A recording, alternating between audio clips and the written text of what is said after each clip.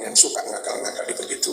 Ya. Kalau sekarang suka memalsukan situs sejarah, maka ya, dulu kepada mereka Allah mensabdo jadi bedes, jadi monyet. Jadi monyet. Kunu kirajatan khawsini. Ya. Nah, sebetulnya sebatas ngomong itu tentu juga nggak apa-apa. Nggak ada pihak yang perlu merasa dilecehkan. Oh, nggak apa-apa teman-teman ya. Jadi menurut Kiai ini ngatain orang seperti monyet itu nggak apa-apa loh. Astagfirullahaladzim.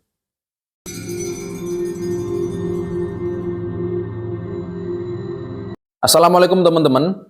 Setelah beberapa hari ini gaduh masalah olok-olok monyet, saling memonyet-monyetkan antara Habib dan Gus, ternyata ada seorang kiai yang sepertinya membela Gus Fuad Pleret dengan mengatakan bahwa mengatakan monyet kepada orang yang pengkhianat, orang yang memalsukan situs, memalsukan makam, itu tidak apa-apa. Ya, jadi mengatakan monyet kepada orang-orang yang jahat seperti itu nggak apa-apa kata kiai ini. Coba kita simak dulu. Yang suka ngakal-ngakali begitu. Kalau sekarang suka memalsukan situs sejarah, maka ya, dulu kepada mereka Allah mensabdo jadi bedes, jadi monyet. Kunu kirajatan khawsini. Oke. Nah, sebetulnya sebatas ngomong itu tentu juga nggak apa-apa. Kalau sebatas ngomong saja itu tidak apa-apa kata kiai ini. Nggak ada pihak yang perlu merasa dilecehkan. Karena memang Quran nyata menyebut orang Yahudi itu kayak monyet. Quran nyata, jelas-jelas di dalam Al-Quran itu nyata bahwa menyebutkan orang-orang Yahudi yang mengakali perintah dari Allah, ini nyata di dalam Al-Quran, ini nyata mengatakan mereka adalah kera yang hina. Dan di sini kiai ini mengatakan bahwa nggak perlu ada pihak yang tersinggung, nggak perlu teman-teman ya, nggak perlu. Yang suka ngakal-ngakal. Nah, terus apa salah kalau sekarang atau kapanpun ada orang suka ngakal-ngakali juga, lalu diserupakan kayak orang Yahudi. Ini penggunaan kata. Sekarang ada tokoh pejuang menjaga nasionalisme NKRI, menjaga situs-situs sejarah Indonesia, situs ulama, situs pahlawan, lagi digugat gara-gara itu begini, orang atau kaum yang suka ngakal-ngakali, ya itu dalam Quran dulu kayak orang Yahudi yang suka ngakal-ngakali hukum. Ngakal-ngakali hukum itu maksudnya gini teman-teman ya. Jadi arti mengakal-ngakali ini seperti mensiasati hukum, mensiasati agar yang salah ini terlihat benar, agar sesuatu yang dilarang ini menjadi diperbolehkan. Itu namanya mengakal-ngakali atau mensiasati. Dilarang berburu ikan di hari Sabtu. Ya. Mereka memang tidak berburu ikan di hari Sabtu karena Sabat Sabtuan. Ibadah mereka Sabtu. Tapi mereka cuma itu memasang perangkap ikan di laut apa di sungai. Sabtu mereka ibadah. Ahad mereka ambil.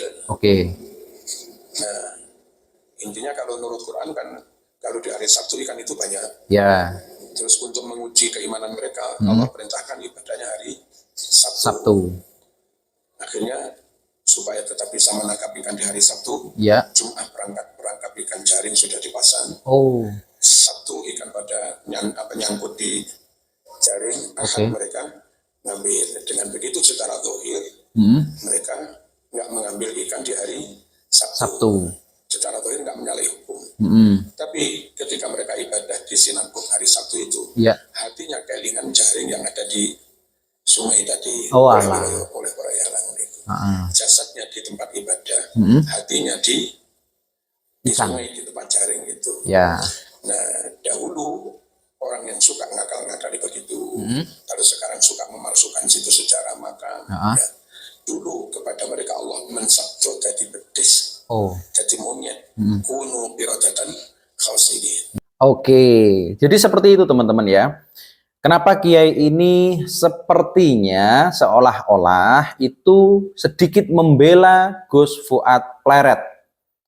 Meskipun Gus Fuad Pleret ini mengatakan monyet kepada Habib, kepada guru tua, itu tetapi seolah-olah dibela oleh Kiai ini. Karena apa? Karena orang-orang yang pandai mensiasati, mengakali agar sebuah kejelekan ini ditutupi menjadi kebaikan, seolah-olah itu terlihat baik, itu pantas disebut monyet. Karena Al-Quran pun mengatakan demikian. Bukan Al-Quran mengajari untuk mengatakan monyet kepada orang, tetapi sudah jelas, sudah nyata di dalam Al-Quran, orang yang pandai mensiasati hukum, orang yang pandai memutarbalikkan, itu disebut monyet yang hina, teman-teman. Makanya Kiai ini seolah-olah seperti halnya membela Gus Fuad Pleret, menyamakan orang-orang sekarang yang memalsukan makam demi kepentingan mereka, kaum mereka. Ini seolah-olah disamakan dengan orang Yahudi, orang yang pandai mensiasati demi keuntungan mereka sendiri. Orang Yahudi mengapa sampai dikatakan seperti kera yang hina di dalam Al-Quran? Karena mensiasati larangan Tuhan, mensiasati larangan Allah.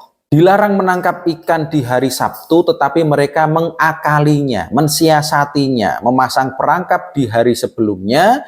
Di hari Sabtu mereka tetap beribadah, tetapi di hari Minggu mereka panen.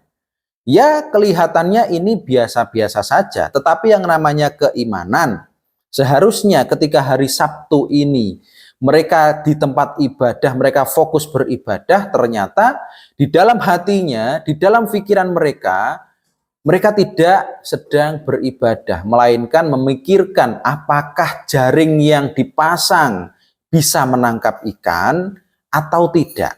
Ternyata seperti itu.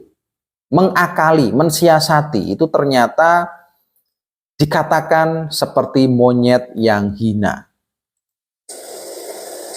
Nah, sebetulnya sebatas ngomong itu juga nggak apa-apa. Nggak apa-apa. Nggak ada pihak yang perlu merasa dilecehkan. Oke.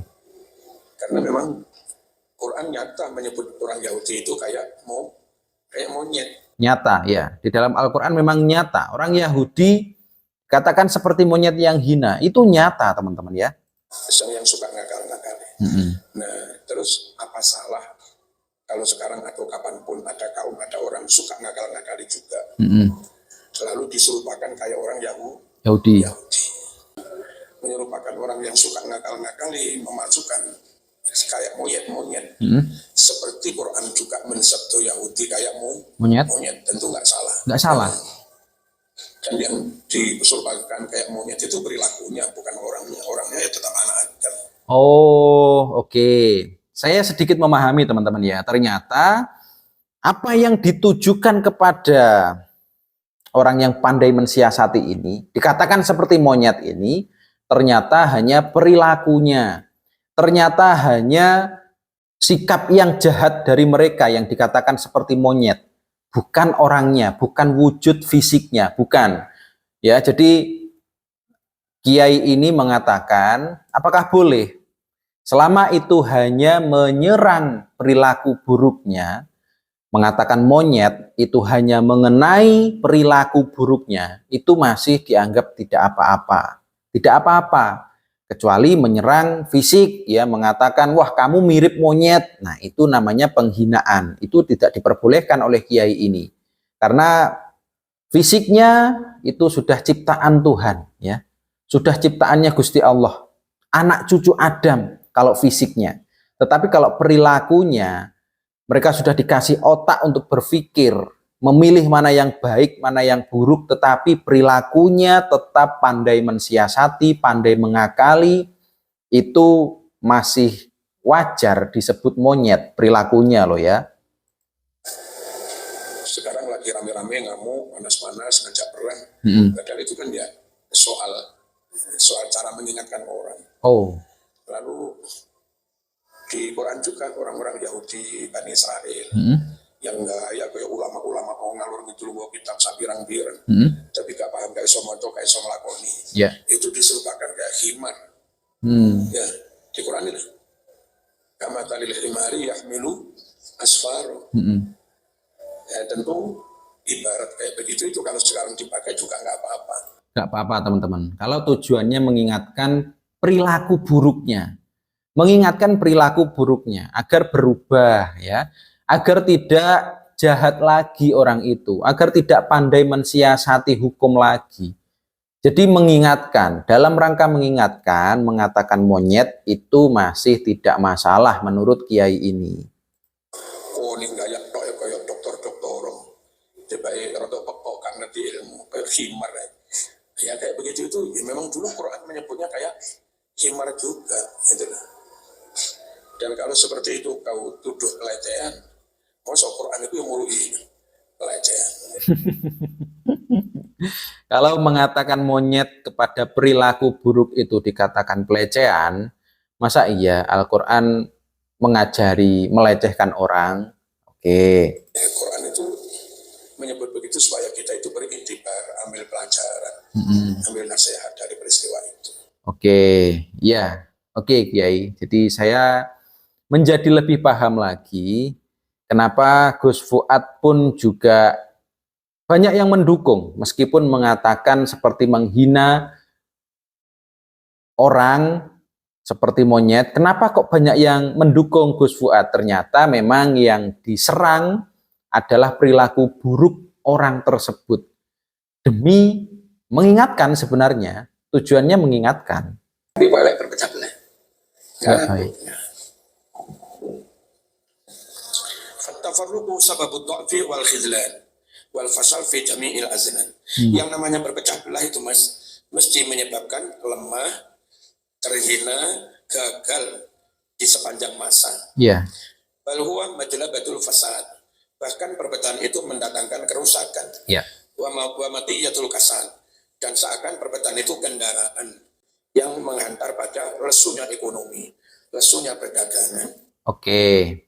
Jadi meskipun Kiai ini seolah-olah seperti membenarkan apa yang dikatakan Gus Fuad Pleret, tetapi kesimpulannya jika itu membuat perpecahan teman-teman, membuat kegaduhan yang akhirnya NKRI menjadi tidak aman, Kiai ini mengingatkan untuk tidak meneruskan yang seperti itu. Lebih baik minta maaf teman-teman, lebih baik minta maaf. Hindari perpecahan. Perpecahan itu buruk, bisa merusak ekonomi, merusak perdagangan, dan nantinya juga akan merusak negara ini. Perpecahan itu dilihat dari manapun tidak ada baiknya. Makanya meskipun seolah-olah mendukung Gus Fuad Pleret, tapi ternyata Kiai Marzuki ini tetap mengingatkan untuk tidak berpecah belah. Tidak berpecah belah. Harusnya rukun kembali teman-teman. Makanya sekarang kita lihat Gus Fuad Pleret minta maaf. Demi apa kok rela minta maaf? Padahal sudah jelas-jelas memalsukan makam itu tidak baik. Tapi ternyata Gus Fuad memilih minta maaf. Demi apa? Demi kebaikan kita, demi perdamaian, agar tidak terjadi perpecahan. Ini saya bacakan saja supaya tidak ada salah paham. Jadi kalimat monyet itu bukan saya alamatkan untuk guru tua, tetapi kepada upaya-upaya sekelompok orang yang berusaha mensiasati orang yang tidak memenuhi syarat sebagai pahlawan nasional untuk bisa tetap diangkat sebagai pahlawan nasional. Walaupun demikian, apa yang saya nyatakan itu dianggap menghina kepada pihak-pihak yang terkait. Saya menyatakan memohon maaf. Gentle teman-teman ya. Gus Fuad gentle. Gentle menurut saya karena demi perdamaian, demi umat beliau rela minta maaf. Tetap semangat Gus, tetap semangat untuk menjaga NKRI.